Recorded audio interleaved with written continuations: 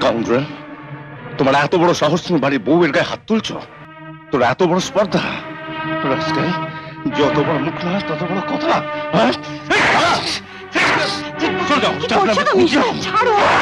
আজ যদি তোমার মাকে অপমান করতো, তুমি কি তাকে ছেড়ে দিতে? তোর মা মানে? তোর মা কি আমার মা নয়? না, মাকে জিজ্ঞেস করো না। কখন এলে? এই তো কিছুক্ষণ আগে।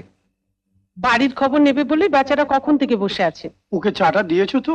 দিয়েছি গো, দিয়েছি। ভাগ্নি জামাইয়ের জন্য তোমার চিন্তার শেষ নেই। কি হলো, দাঁড়িয়ে রইলে কেন? বসো। তা আংটিটা দিয়েছো তো? হ্যাঁ হ্যাঁ হ্যাঁ। আমি ওকে কাছে ডেকে পাশে বসিয়ে নিজের হাতে ওর আঙুলে পরিয়ে দিয়েছি। তা আংটি দেখে কি বললো শাশুড়ি? কি বললো? কত বড় মনের মানুষ উনি। গরিব বলে আমাকে তাচ্ছিল্য করলো না, খুব খুশি হলো। কেমন লাগলো আমাদের বাড়ি? ভালো, খুব ভালো। খুব আদর যত্ন করলো নিশ্চয়ই? হ্যাঁ, তা তো করলোই। আমি ও বাড়ির ছোট বউয়ের মামা, কত নিকট আত্মীয়, আদর যত্ন করবে না? এবার তাহলে অফিসের কাছে কলকাতা গেলে হোটেলে না উঠে আমাদের বাড়িতে উঠবেন কিন্তু? তা তো উঠবো, কিন্তু আমার যাবার এত খাতির জন্য সহ্য হয় না বাবা। কি তোমার চোখে জল? আনন্দে, বুঝলে, আনন্দে। ছোটবেলা থেকে হতভাগী এত দুঃখ কষ্ট পেয়েছে, কে জানতো ওর কপালে এত সুখ লেখা ছিল। ও বর্দি, শুনতে পাচ্ছ না রাজু কাঁদছে? সেই তখন থেকে রান্নাঘরে কি যে করছে।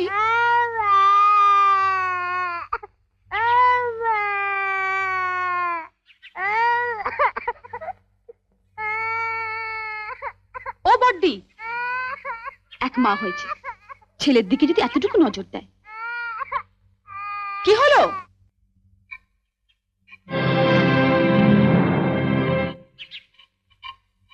আজকে তো আমাদের বাড়িতে পুঁটি মাছ আসেনি। এই পুঁটি মাছ এলে কোত্থেকে? লতিকাদের বাড়িতে আজ কাজের মেয়েটা আসেনি, ওগুলো কাটতে দিয়ে গেছে। ওর নাকি আজ ঠাকুরপো এসেছে, সে নাকি পুঁটি মাছ খেতে খুব ভালোবাসে। এদিকে তোমার অসুস্থ ছেলে খিদের জ্বালায় কাঁদছে, আর তুমি লতুর ঠাকুরপোকে পুঁটি মাছ খাওয়ানোর জন্য। সব কথাতে এভাবে হেসো না তো। ওঠো ওঠো বলছি। তুই তো লতুকে চিনিস, এসে যদি দেখে মাছ কাটা হয়নি। সে আমি বুঝবো, তুমি হাত ধুয়ে ছেলের কাছে যাও। না ছোট, আমি কেটেই যাব। তোমার অসুস্থ ছেলে দিব্যি বর্দি, এর পরেও যদি তুমি একটা মাছও বটিতে ছোঁয়াও, তাহলে তুমি জানবে তোমার ছেলের গলায় বটি বসালে। এ তুই কি দিবি দিলি ছোট? ওঠো ওঠো বলছি, এসো।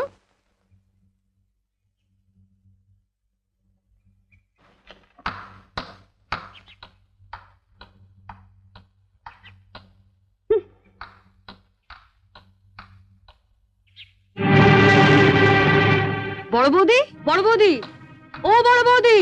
বড় বৌদিকে কেন? দরকার আছে। কি দরকার আগে আমাকে বলো। তোমায় কেন বলবো? দরকারটা আমার ওর সঙ্গে। দাঁড়াও, সাগরে পৌঁছতে গেলে তোমাকে যে আগে এই ছোট নদীটা পেরোতে হবে ঠাকুরজি। সাগর? আজ আমিও দেখবো ওই সাগরে কত জল আছে। কি রে লতু, কি হয়েছে? এত চেঁচামেচি কিসের? দেখো না মা, কতদিন বাদে আমার ঠাকুরপো এলো, বলে একটু পুঁটি মাছ খাবে। আমি সে কখন পুঁটি মাছগুলো কাটতে দিয়ে গেছি, আর তোমার বড় বউয়ের এত সাহস, ওগুলো না কেটে ঘরে খিল দিয়ে বসে আছে। আমি বড়দিকে মাছ কাটতে বারণ করেছি। তুমি বারণ করেছো? হ্যাঁ। কেন? মা, আমরা বাঙালি ঘরের মেয়েরা বিয়ের পর অনেক আশা নিয়ে স্বামীর ঘর করতে এসে ঝিয়ের কাজ করি, এটা আমরা মেনে নিয়েছি। কিন্তু তাই বলে পাড়া প্রতিবেশীর বাড়িতে ঝি না এলে তাদের বাড়ির ঝিয়ের কাজও আমাদের করতে হবে? এটা আমি কিছুতেই মেনে নিতে পারবো না। তা লতু পুঁটি মাছ কাটতে পারে না বলেই না? সে কি মা, আপনার মেয়ে পুঁটি মাছও কাটতে পারে না? সেদিন আমি মোচা কাটতে পারিনি বলে আপনি বলেছিলেন এত বড় ধাড়ি মেয়ে হয়েছো, এখনো মোচা কাটতে শেখোনি? তোমার মামি তোমাকে একদিনে কি শিখিয়েছেন? তা মা, আপনার মেয়ে তো কম ধাড়ি হয়নি, এখনো পুঁটি মাছ কাটতে শেখেনি।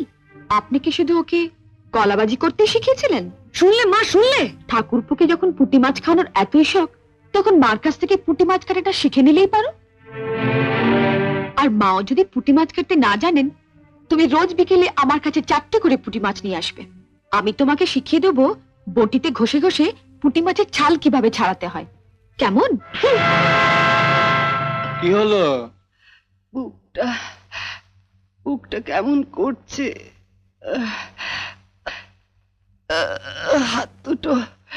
হাত দুটো ভীষণ ব্যথা করে, বড় দুর্বল লাগে যেন। মাঝে মাঝে মাঝে মাঝে আমার কেমন যেন অন্ধকার হয়ে যায় সব। সারাদিন যেরকম চেঁচাও। হ্যাঁ, তুমি আমাকে শুধু চেঁচাতেই দেখো না। আর দুই বউ মিলে পুঁটি মাছ কাটা নিয়ে যে কাণ্ড করলো। পুঁটি মাছ না কাটলেও তোমার নাকটা একেবারে কেটে দিয়ে গেছে। একবার বাগে পাই আমি ওদের ওদের ছাড়বো ভেবেছো? কি করবে? যখন করব তখন দেখতে পাবে। একবার পান থেকে চুন খসুক। নিজের বাড়ি ছেড়ে এ বাড়িতে বসে থাকে কি এমনি? সত্যি তো, রুই নয় কাতলা নয়, তোমার ঠাকুরপো কত আশা করেছিল একটু পুঁটি মাছ খাবে। খাবো মা, হরলিক্স খাবে বাবা? সত্যি সত্যি হরলিক্স খাবো মা। কি মজা কি মজা, আমার হরলিক্স খেতে খুব ইচ্ছা করে। ডাক্তারবাবু বলেছেন দুবেলা তোমাকে হরলিক্স খেতে। তুমি বসো, আমি গরম জলটা করে নিয়ে আসছি। কেমন? কি গো মা, তোমরা হঠাৎ একেবারে বড় লোক হয়ে গেলে। এবার থেকে 10-20টা ঝি চাকর রাখো, যে তোমার পান সেজে দেবে। হঠাৎ এই কথা বলছিস কেন? এবার থেকে আর অভাব অভাব বলে টাকা ধার চেও না। যা বলবি সোজাসুজি বল। বড় লোকের দেখলি কি? রোজই তো শুনি বড় অভাব, টাকা নেই, সংসার চলছে না। এদিকে তো ঘরে ঘরে হরলিক্স খাওয়া হচ্ছে। হরলিক্স? মা,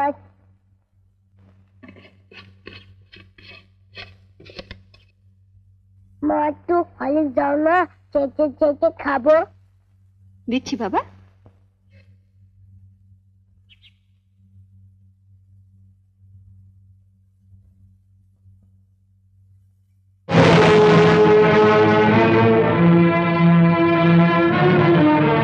লুকিয়ে লুকিয়ে ছেলেকে হরলিক্স খাওয়ানো হচ্ছে, আর যেই না সংসারে একটু বেশি টাকা দিতে বলি অমনি মুখ শুকনো করে বলা হয় কোথায় পাবো।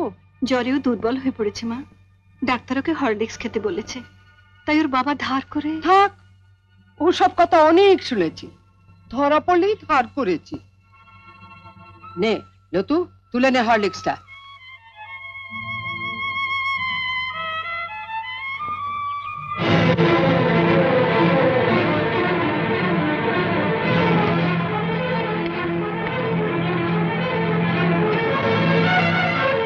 শোনো বড় বউ, আমি আগেও বলেছি আবারও বলছি, যার স্বামী যেমন রোজগার করবে তার ঘরে তেমনি খাওয়া দাওয়া হবে।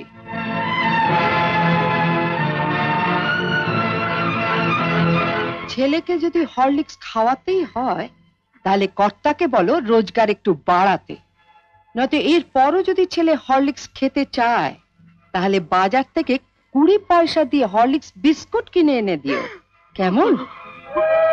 আইলো তু। ও দিদু, ও দিদু, দিদু আমাকে একটু হরলিক্স দাও না, চেটে খাবো। হরলিক্স খাবে? ওইখানে হরলিক্স পড়ে আছে, যা গিয়ে চেটে চেটে খা।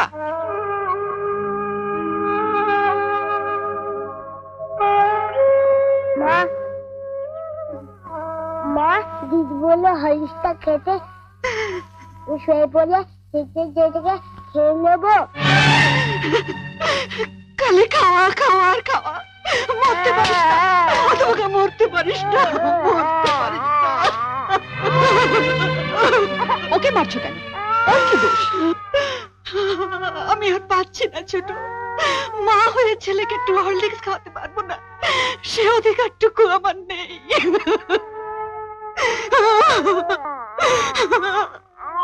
উনিও তো মা, ওনারও তো সন্তান আছে।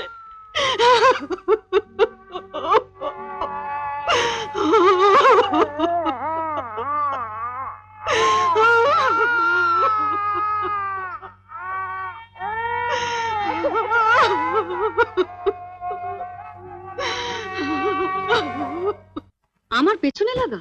আমার ঠাকুরপুকে পুঁটি মাছ খেতে দেয়নি, আমি ওর ছেলেকে হরলিক্স খেতে দেব না। এই পানের বাটাটা টেবিলের উপর রেখে খাটের নিচে একটা প্লাস্টিকের ঝুড়ি আছে, বের কর তো।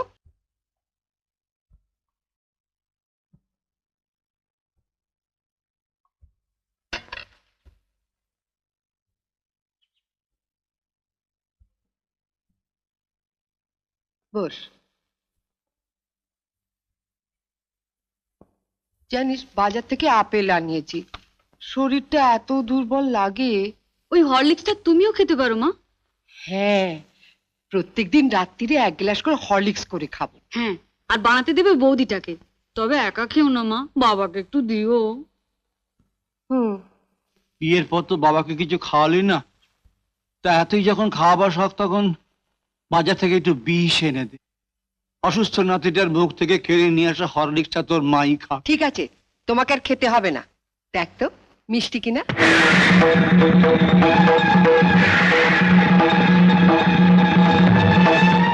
এটা কি হলো? আপনি তো একটু আগে বড়দির ঘরে বলে এলেন মা, যার স্বামী যেমন রোজগার করবে তার ঘরে তেমন খাওয়া দাওয়া হবে। আপনার স্বামী তো মাত্র 150 টাকা পেনশন পায় মা। আপনার যদি এতই ফল খাবার শখ হয় মা, বাবাকে বলুন না রোজগার বাড়াতে। নয়তো এর পরেও যদি আপনার ফল খাওয়ার শখ হয়, তাহলে বাজার থেকে 20 পয়সা দিয়ে কুল কিংবা পানি ফল এনে খাবেন, কেমন?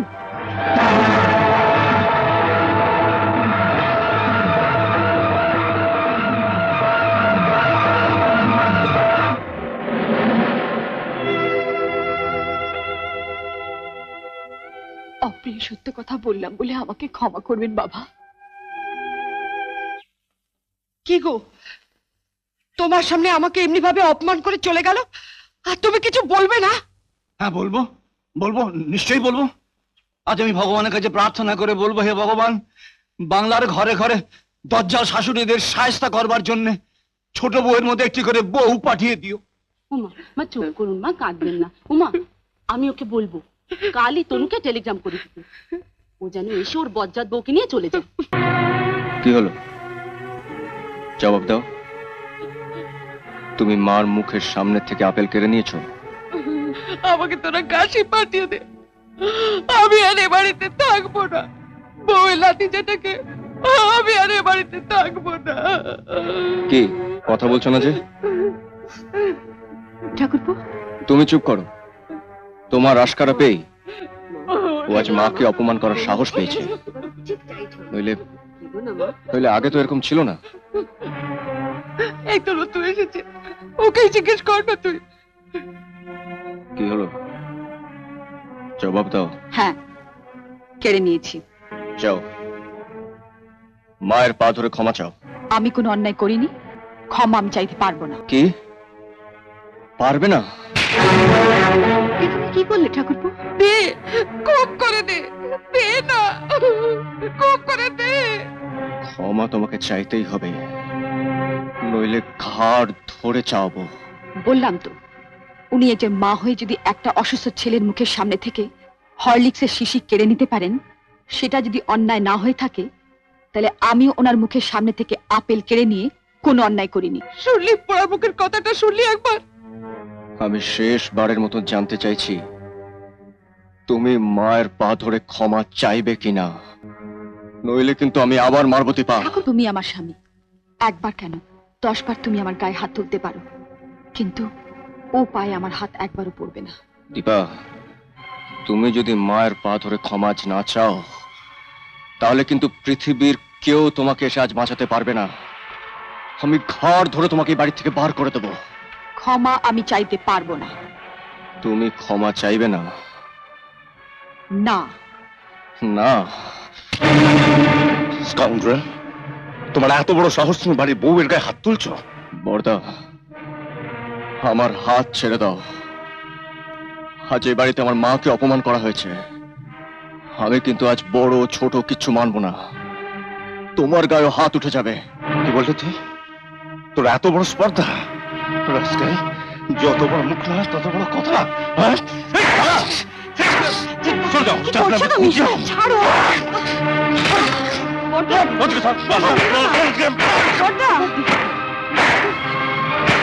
বল, বউয়ের গায়ে হাত তুলবে?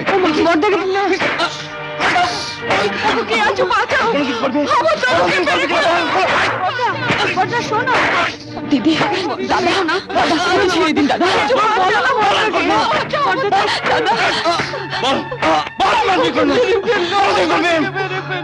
তুমি ঘরে যাচ্ছ, আমি কিছু বলি না বলে ওরা ভেবেছে। তুমি তোমার বউকে শাসন করো না বলে অন্যরা তাদের বউকে শাসন করবে না? তুই থাম! একটা অপদার্থ, শুধু টাকা রোজগার করে শিখেছিস। ছোট ভাই তার বউকে মারছে, আর তুই বউয়ের আঁচলে তোলা দাঁড়িয়ে তাই দেখছিস।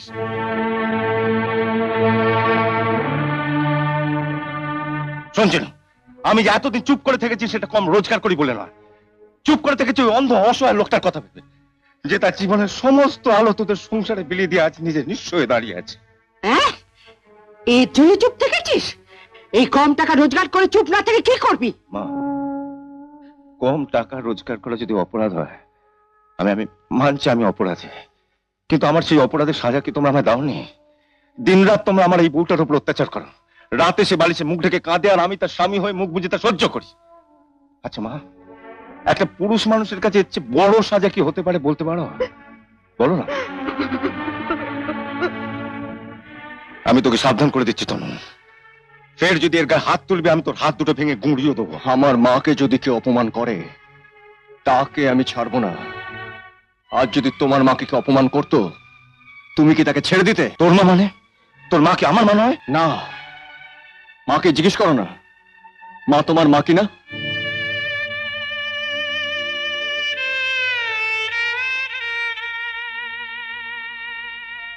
কি গো, তুমি আমার মা নও? বলো না, তুমি আমার মা নও? না, আমি কেন তোর মা হতে যাব? তোর মতো অজাত ছেলেকে আমি পেটে ধরতেই পারি না। ঠিকই, তুমি ঠিকই বলেছ গিন্নি। তুমি ওকে পেটে ধরবে কি করে?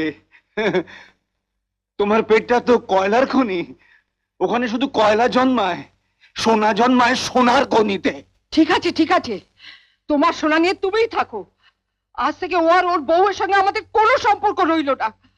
ওরা যেন কোনোদিন আমাকে মা বলে না ডাকে। বেশ, ডাকবো না, কিন্তু মা, ছেলেবেলা থেকে তোমায় আমি মা বলে ডেকে এসেছি। তোমার যদি কখনো আমার প্রয়োজন হয় তুমি আমায় ডেকো মা। তোমায় ডাকবো কেন? আমরা দু ভাই আজই কি করতে? আমাদের মাকে আমরাই দেখতে পারবো।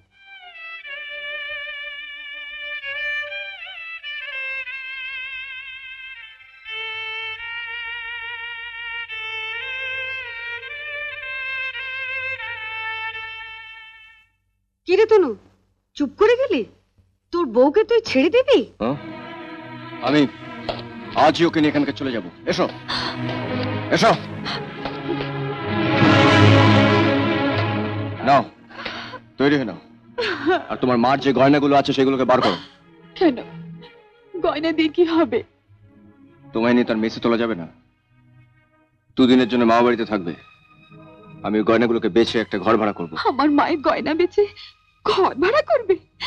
বাহ, কি বাহাদুর স্বামী আমার। শোনো, ভগবান পুরুষ মানুষকে এই হাতটা দিয়েছেন রোজগারের জন্য, মায়ের কথায় বউকে চড় মারার জন্য নয়। কি বললে? শোনো, আমাকে যদি নিয়ে যেতেই হয়, যে হাত দিয়ে তুমি আমাকে চড় মেরেছ সেই হাত দিয়ে টাকা রোজগার করে ঘর ভাড়া করে নিয়ে যাবে। আমি এটা কাপুরুষের সঙ্গে বাড়ি থেকে বের হব না। ঠিক আছে, যেভাবেই হোক 1 মাসের মধ্যে আমি টাকা জোগাড় করে ঘর ভাড়া করে তোমাকে নিয়ে যাব। আর এসে যেন না শুনি তুমি তুমি আমার মার পেছনে লেগেছো। আমার পেছনে যদি কেউ লাগে, আমি যে তাকে ছাড়ি না তা তুমি বিয়ের আগে নিশ্চয়ই বুঝেছো। আমাকে শাসন না করে তুমি তোমার মাকে বলে দিয়ে যাও তিনি যেন। আমি যদি আসতে না পারি তোমার মামাকে পাঠাবো, তার সঙ্গে চলে যাও। মামা এই বাড়িতে জীবনেও আসবেন না। আসবেন না কেন? কোন লজ্জায় আর তোমাদের বাড়িতে যাব বলো তো? তাহলে আপনিও জেনে গেছেন যে আপনার ভাগ্নি আমাদের বাড়িতে গিয়ে কি অশান্তি শুরু করেছে। এমন করলে কিন্তু আমি ওকে এখানে ফেলে দিয়ে যেতে বাধ্য হব। কি হলো, চুপ করে আছেন যে? দাঁড়াও,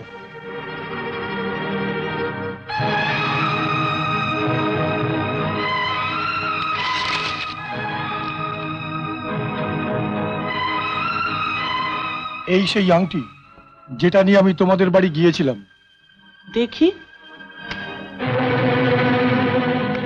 এ কি আংটিটা তুমি দীপাকে দাওনি?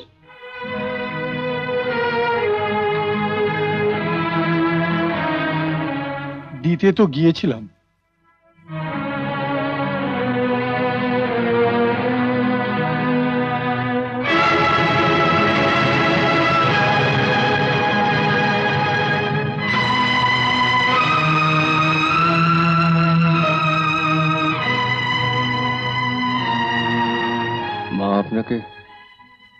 এত বড় অপমান করেছে, আপনি আমাকে বলেননি তো? বলিনি, তার কারণ তুমি দুঃখ পাবে। দীপা তো দুঃখ পাবার জন্যই জন্মেছে। ও যত দুঃখই পাক, তুমি আমার জামাই, বড় আদরের। তোমার মার কথা বলে তোমাকে আর দুঃখ দিতে চাইনি বাবা। কিন্তু মামা, আমি যে মার কথায় এই হাত দিয়ে ওকে মেরে এসেছি, এই হাত দিয়ে ওকে মেরে এসেছি মামা, এই হাত দিয়ে আমি ওকে মেরে এসেছি। তখনই বলেছিলাম বাড়িওয়ালা অনাথ দত্তের সঙ্গে বিয়ে দিয়ে দাও, তাহলে অন্তত বরের ভালোবাসা তো পেতে হতো বাকি, সারা জীবন তো এভাবে কাঁদতে হতো না।